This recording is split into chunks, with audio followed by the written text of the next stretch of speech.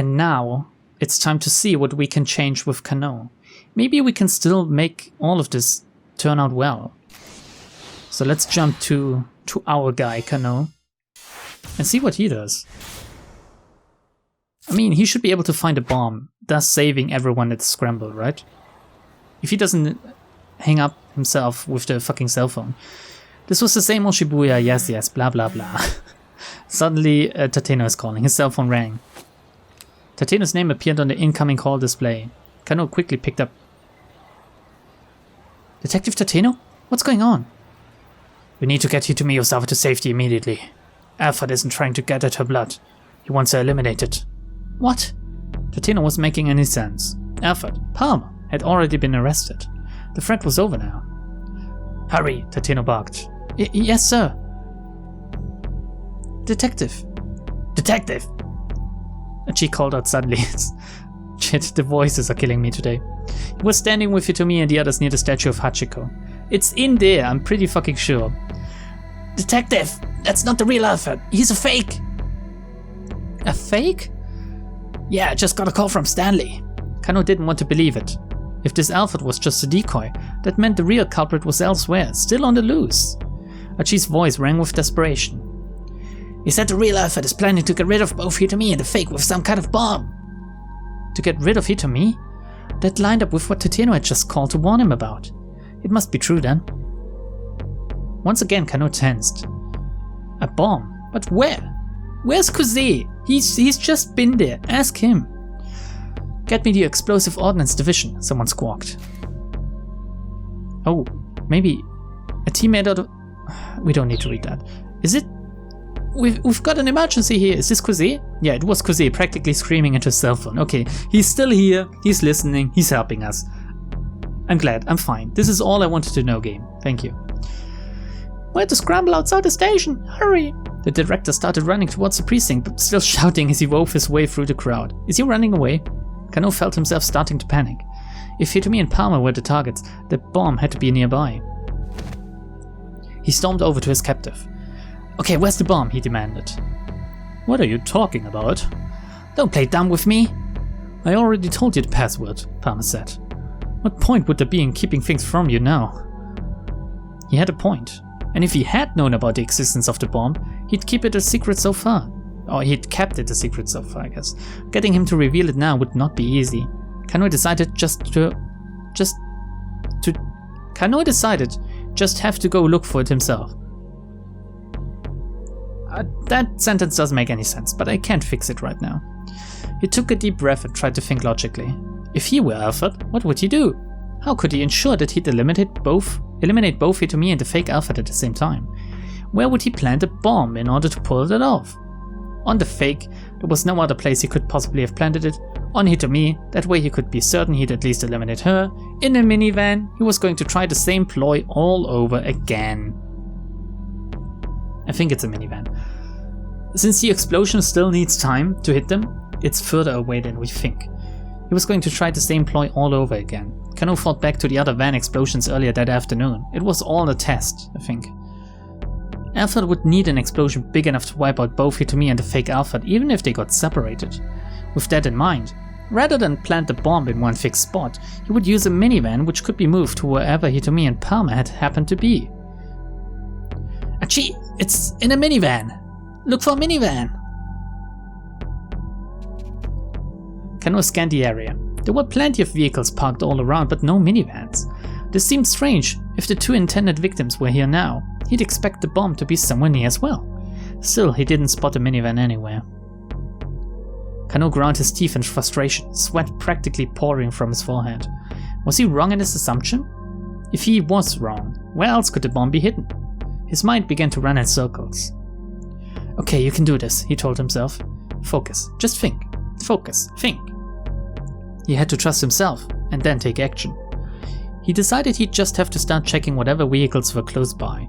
Leaving the fake Alfred under SOS's watch, he ran for the nearest parked car. He peered in through the side windows. There didn't appear to be anything suspicious inside. Of course, if the bomb were set in the engine compartment or the trunk, a cursory check like this would never find it. Still, he hurried towards the next car. He had to trust his detective's instincts. If he couldn't spot the bomb itself in the vehicle, maybe something else would alert him to its presence. Alfred had a certain criminal signature that Kano was sure would linger. Nothing abnormal here. No problems here. Not this one either. With each car he checked, Kano's panic rose.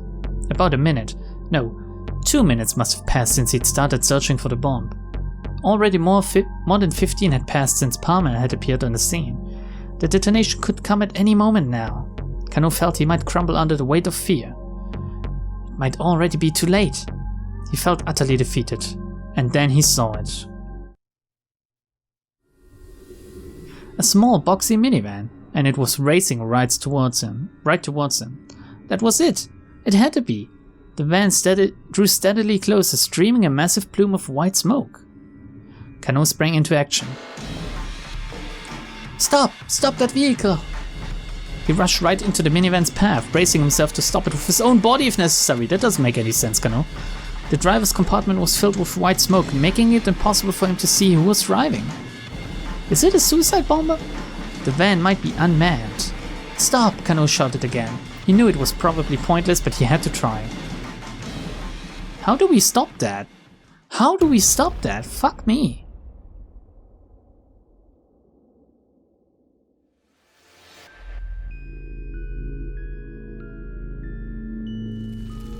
Ooh? What happened?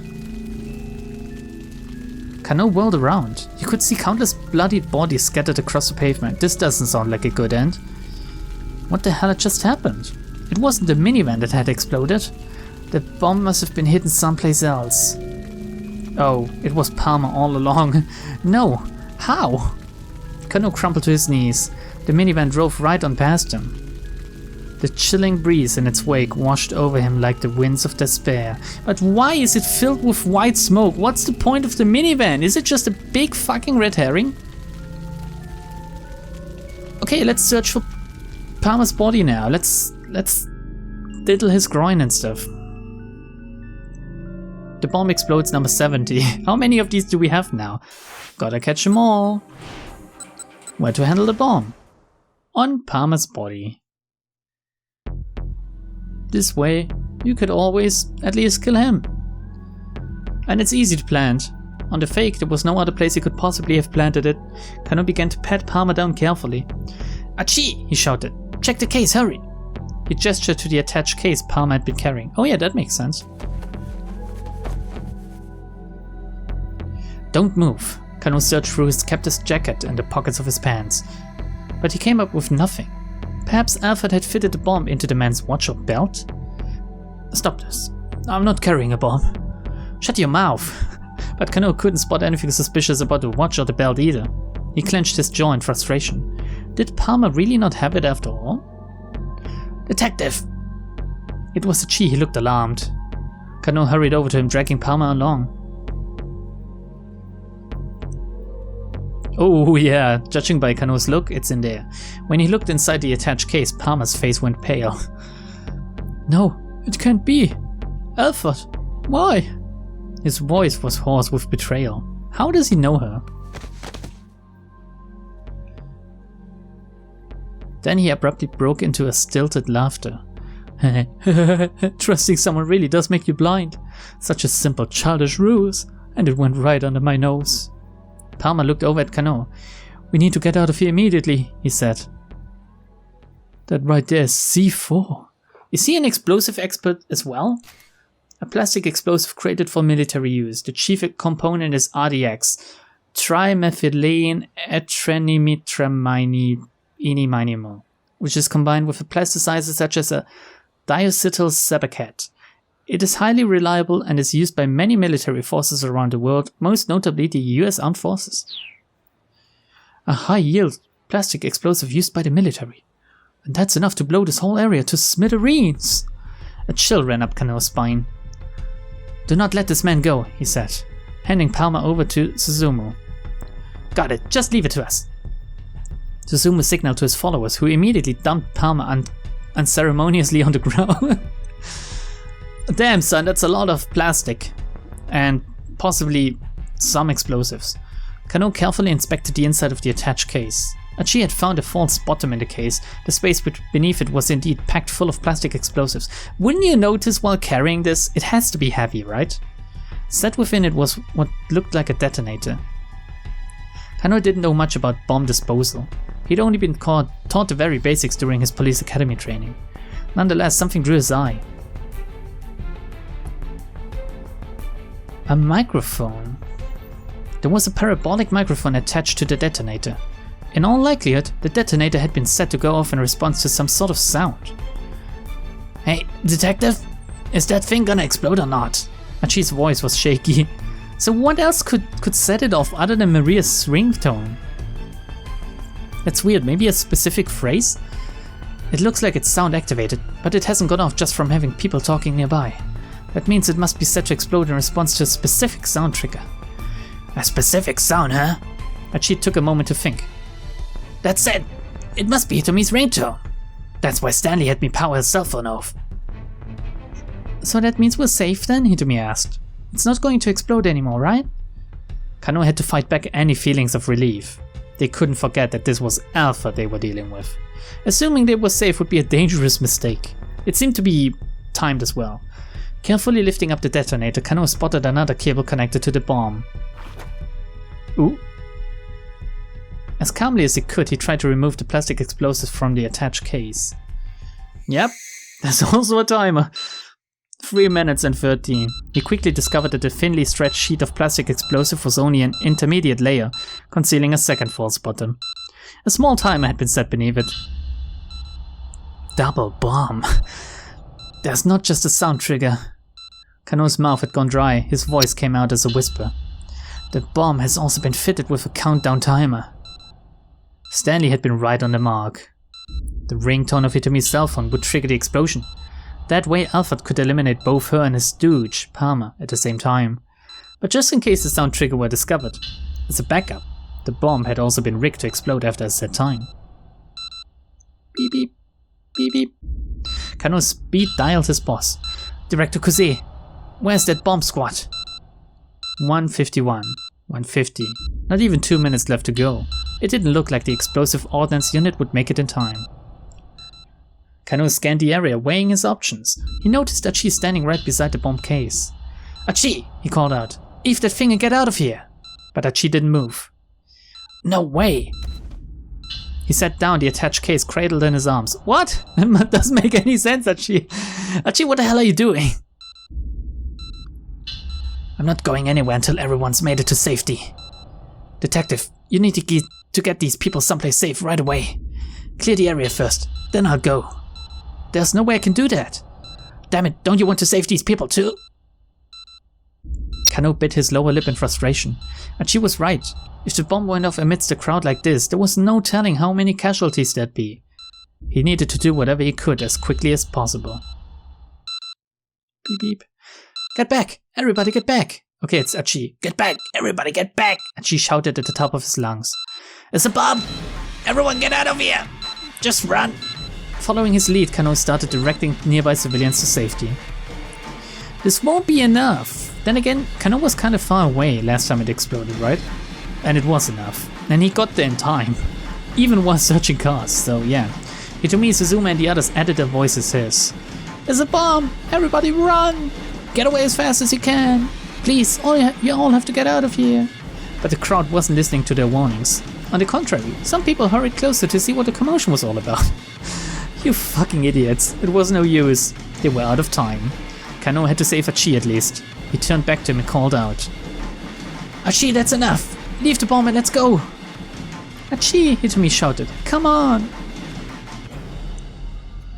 But Achi only clutched the bomb more tightly. What are you doing? Kano screamed. Come with us, hurry! Still Achi would not move. Suzuma's face went pale. Wait, Achi, your leg! What about my leg? Earlier, when you kicked that steel pipe. What the heck? Finally Kano understood. It wasn't that Achi didn't want to move. He couldn't move. And so he decided to get all heroic and use himself as a human shield to minimize the impact of the explosion on everybody else. I don't think a human shield is enough when it comes to fucking C4. If not even a fucking bomb squad suit is enough to stop it. That idiot, Kano muttered. If his leg was busted, why didn't he say so? How'd he even make it this far? There couldn't be much time left. If Kano rushed to help him now, he might not make it to safety before the bomb went off. He had to make a decision. He couldn't just rush in without a plan. Kano ran for Achi anyway, he couldn't just abandon him. There we go. I immediately decided on that. Achi was being an idiot. He wanted to sacrifice himself for the greater good, but Kano wasn't going to let him do that. To have someone else be your shield. To have them up and give their life for yours. Achi had no idea just how hard that would be on the people he left behind, even if it did save their lives. And until he was capable of comprehending that, Kano wasn't going to just let this kid die. He reached Achi in a matter of moments and grabbed him by the shoulder hard. Let go of the case now! But Achi reflexively hunched lower. What the hell are you doing, man? Why do you come back here? Just come with me, we have to get out of here. Look, you need to run. I can't move. Oh, you've got to be kidding me. Don't fucking get into a discussion here. Kano squatted down and looked Achi right in the eye. Okay, you can't move on your own. So I'm going to help you move. And unless you want to kill me too, you better cooperate. Damn it! Don't be a fool, man! The strength ebbed from Achi's hands. Wasting no time, Kano pulled the case away, then slipped an arm around Achi's side. Oh, fuck me. The legs got entangled as Kano dragged Achi to his feet. Come on, run! The detective shouted when they were upright at last. They needed to get as far away as possible in the few seconds they had left. Kano didn't know how big the explosion was going to be. Palmer had said it would be enough to blow the whole area to smithereens, though. And there'd been true terror in his voice when he said it. They just needed to keep moving. Keep running as far as the legs would take them. Let's see if this works. Achi! Hitomi shrieked. There we go. Maybe this is the last time we see the bomb go off. That would be nice. I have a feeling that it won't.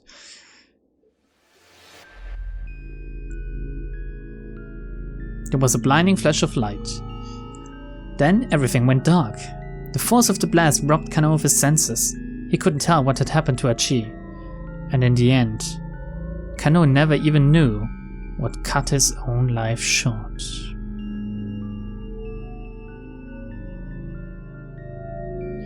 Why do we keep dying like this? Number 71 now. The bomb explodes. We're gonna have to change something. I don't know what though yet. Gonna have to find out.